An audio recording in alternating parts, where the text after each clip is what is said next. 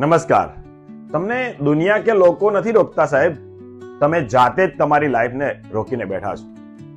કારણ કે તમને બીજા પર વિશ્વાસ છે પણ પોતાની જાત પર વિશ્વાસ નથી. તમે ઘણી વખત કોઈ મોટું કામ કરવાનું વિચાર્યું હશે પણ તરત મનમાંથી અવાજ આવ્યો હશે, શું હું આ કરી શકીશ? જો નિષ્ફળ ગયો તો લોકો શું કહેશે? આ ડરથી, આ સેલ્ફ ડાઉટ તમને જીતતા રોકે છે. તમારામાં ટેલેન્ટ છે પણ કોન્ફિડન્સ નથી, એટલે તમે એક્શન લેતા જ નથી. યાદ રાખજો, કોન્ફિડન્સ કોઈ જન્મથી લઈને નથી આવતું, એને બિલ્ડ કરવું પડે છે. આજે જે લોકો સ્ટેજ પર કે કેમેરાની સામે કોન્ફિડન્સથી બોલે છે, જે કોન્ફિડન્ટ લાગે છે તમને, એ સાચું કહું મિત્રો, એ લોકોને પણ શરૂઆતમાં પગ ધ્રુજતા હશે. ક્યારેક કોઈક જગ્યાએ વાત કરવાની હશે તો એમનો પણ કોન્ફિડન્સ ડગમગી ગયો હશે, પણ એ લોકો સતત એની પાછળ મથતા રહ્યા, એની પાછળ પ્રયત્ન કરતા રહ્યા, અને આજે ઘણી બધી જગ્યાએથી ઘણા બધા લોકોને એક સાથે બહુ મોટા ક્લાઉડની અંદર પણ સારી રીતે વાત કરી શકે. એક માણસ હતો જેને પબ્લિક સ્પીકિંગથી ખૂબ ડર લાગતો હતો. 4 લોકો વચ્ચે બોલતા પણ પરસેવો છૂટી ગયો, પણ એણે નક્કી કર્યું હું રોજ પ્રેક્ટિસ કરીશ.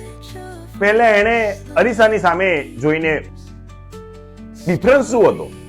એની પાસે કોઈ જાદુઈ શક્તિ નહોતી, એની પાસે પ્રેક્ટિસ. જો તમારે પણ સેલ્ફ કોન્ફિડન્સ વધારવો હોય તો આ 3 બાબતોને ફોલો કરો. આપણે સીધું હિમાલય ચડવાની જરૂર નથી. હિમાલય ચડવાનું વિચારશો પણ નહીં. નાના નાના ટાર્ગેટ બનાવો અને એને પૂરા કરો. જ્યારે નાનું કામ પૂરું થશે ને, ત્યારે મન કહેશે ચાલ હવે બીજું થઈ જશે. આ જ પદ્ધતિથી તમે આગળ વધી શકશો. જે કામ ડર લાગે છે તમને, એને શીખી લો. નોલેજ આવશે ને એટલે ઓટોમેટિક કોન્ફિડન્સ આવશે. જેટલું વધારે તમે એ વિષય ઉપર જાણશો ને, એટલો ઓછો ડર લાગશે. કોઈની આગળ કોઈ પણ વસ્તુની વાત કરવાની હોય, જ્યારે તમારી જોડે સાચું નોલેજ હોય તો આપણે બિંદાસ એને વાત કરી શકીએ છીએ.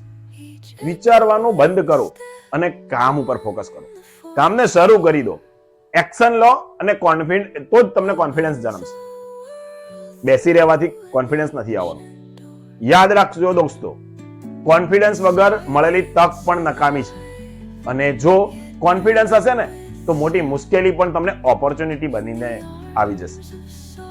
જો તમે આજથી જ તમારા પર વિશ્વાસ મૂકવાનું શરૂ કરો તો જોવો પછી એનો કોન્ફિડન્સનો કમાલ.